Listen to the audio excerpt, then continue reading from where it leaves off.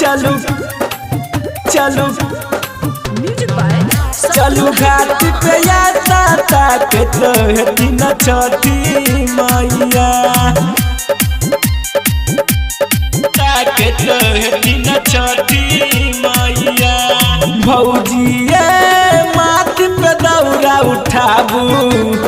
ये भौजी शुभ छै भौजिए माथ पे दौरा उठाबू चलू घाट पे यात्रा ताकत रहती न छठी मैया चलू घाट पे यात्रा ताकत है तेरा नाम मैया भौजिए माथ पे दौरा उठाबू चलू घाट पे यात्रा ताकत है न छठी मैया चलू घाट पे यात्रा ताकत है न राना मैया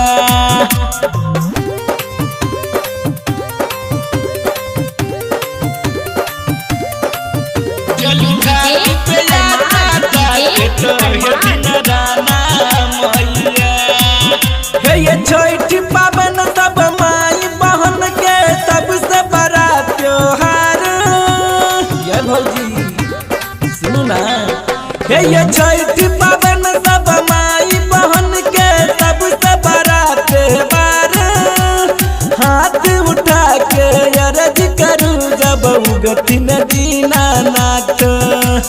भौजिए माथ पे दौरा उठाबू ये भौजी शुभ छै भौजिए माथ पे दौरा उठाबू चलू घाट पे यात्रा ताकत है न छठी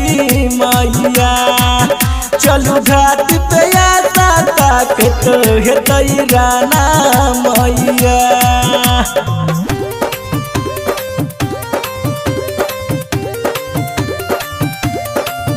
चलू घाट पे यात्रा ताकत है न राना मैया हे ये रहत चाहे दिल्ली मुंबई चाहे भैया कलकत्ता भौजिए सुनू ना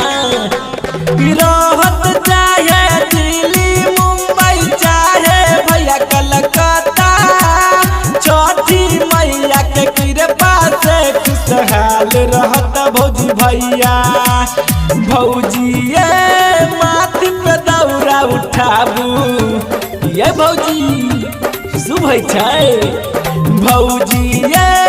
माथ पे दौरा उठाबू चलू घाट पे